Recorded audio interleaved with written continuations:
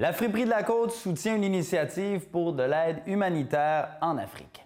Nancy Pilote de Château-Richer, anciennement directrice de la CDC, s'est donné comme objectif au cours de la prochaine année de changer la vie des populations les plus pauvres en faisant de l'aide humanitaire au Sénégal via le programme Uniterra. La Friperie a donc accepté de supporter l'engagement de Nancy Pilote en développement international et lutte à la pauvreté. Dans l'entrevue qui suit, je rencontre Nancy Pilote et Ronald Asselin, président de la Friperie.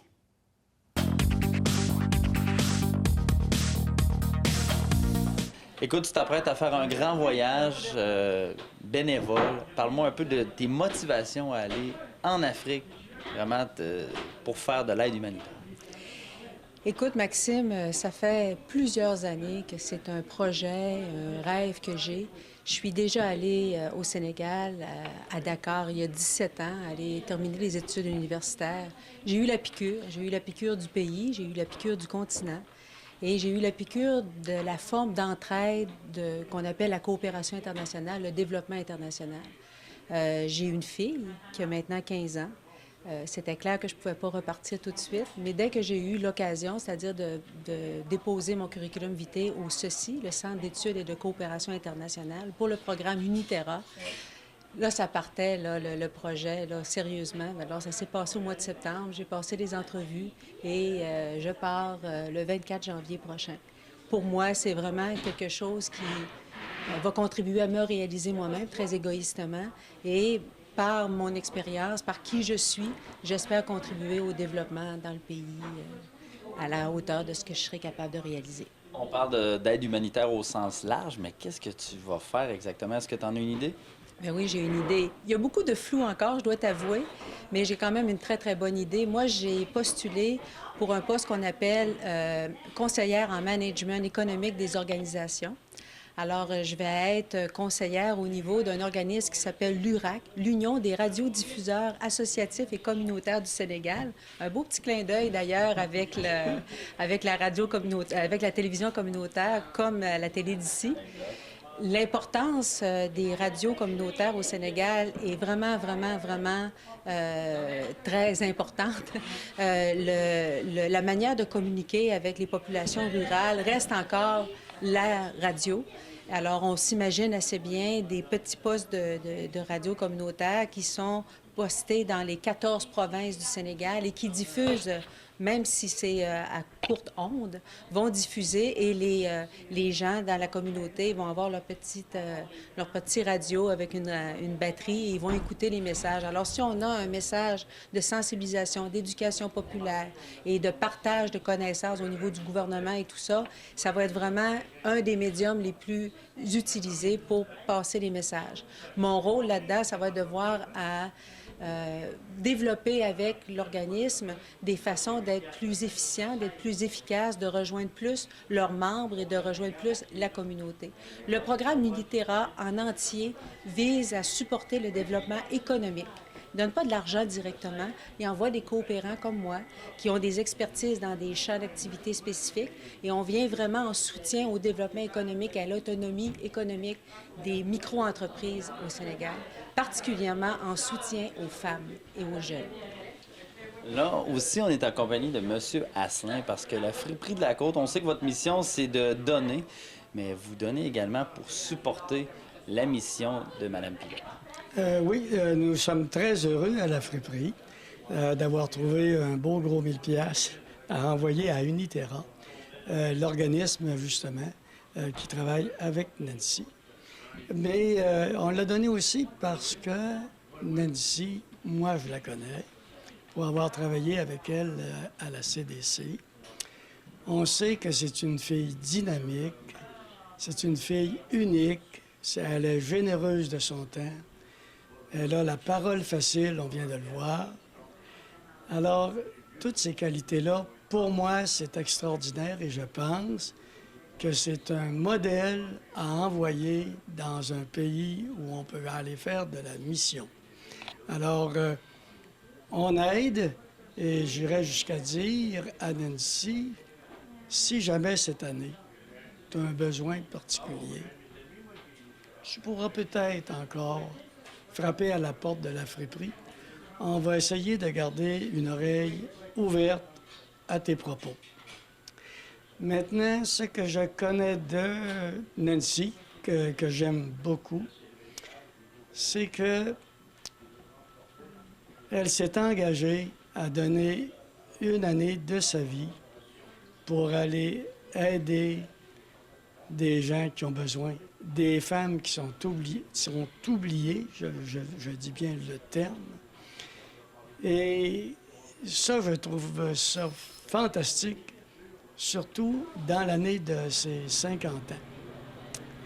Maintenant, évidemment, quand elle m'a parlé de l'Afrique, j'ai pris le temps d'aller sur Internet et de lire un petit peu sur ce qu'est le Sénégal.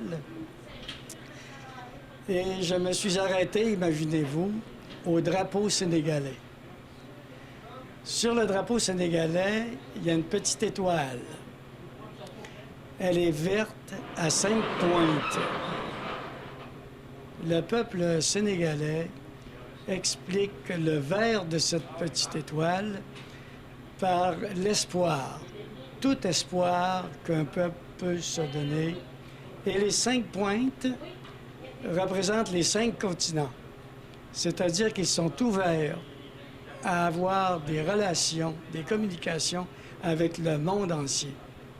Alors aujourd'hui, puisque Nancy est là, j'ai comme le goût de la baptiser l'étoile de la côte, parce qu'en fait, elle va pouvoir aller au Sénégal et annoncer qu'elle apporte l'espoir de s'en sortir, l'espoir aux femmes qui sont oubliées et qui pourtant ne voudraient que juste retrouver une place saine. Elles ne sont pas reconnues.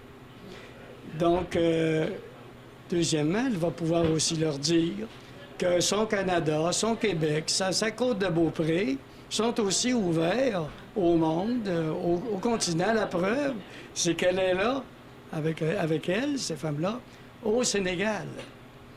Alors, je dis, moi, bravo à Nancy. C'est fantastique ce qu'elle fait. Je te souhaite bonne chance. Je te souhaite une belle année 2016 en Afrique, parce que tu vas passer toute cette année-là en Afrique. Puis, bravo. Puis bonne fête pour tes 50 ans. Merci beaucoup, monsieur. C'est plaisant d'entendre toujours tout ça. Oui, c'est plaisant, c'est presque même un peu trop. Mais merci. Merci infiniment. L'organisme, vraiment, la FIPRI, avec son don à Uniterra, a contribué grandement.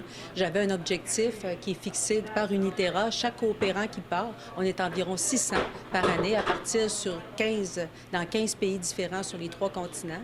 On a un objectif de ramasser 1 500 $.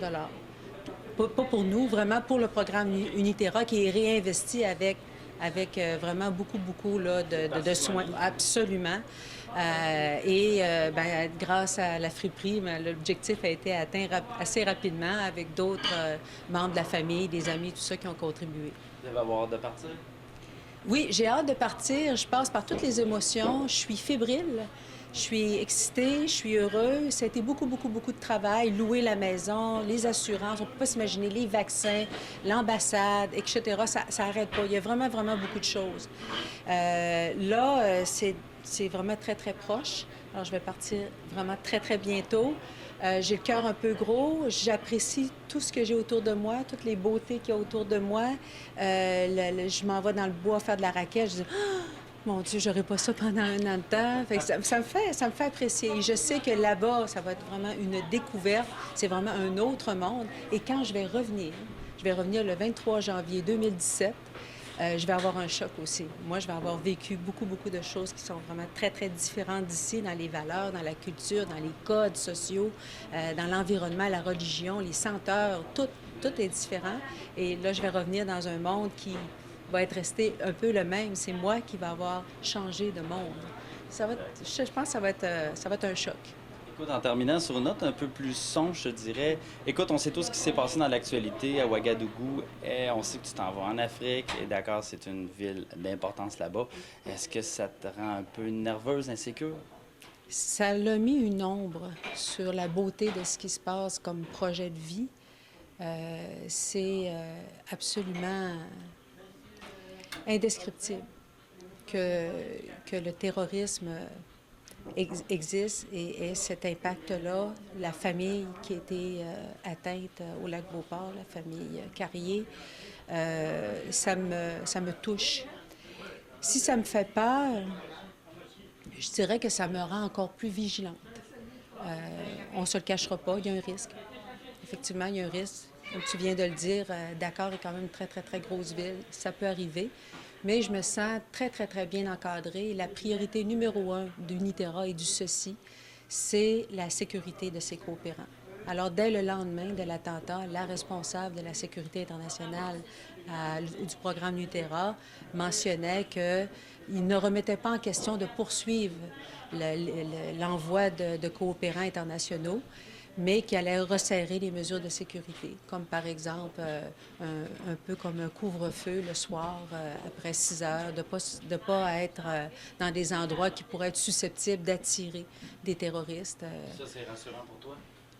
Bien, c'est rassurant de voir qu'effectivement, on va prendre soin de nous là-bas. J'ose espérer qu'il n'arrivera rien. Puis c'est presque impossible, il me semble, quand on dit, bon, ben toute la vie nous amène à être là-bas. C'est pas pour qu'il arrive quelque chose comme ça. Je le souhaite vraiment, puis de toute façon, que ce soit à Dakar ou n'importe où, c'est inadmissible. Alors, il ne faudrait pas que ça se reproduise, mais ça met une ombre. Bon, ben, je vous remercie à vous deux et bon voyage. Merci. Au revoir.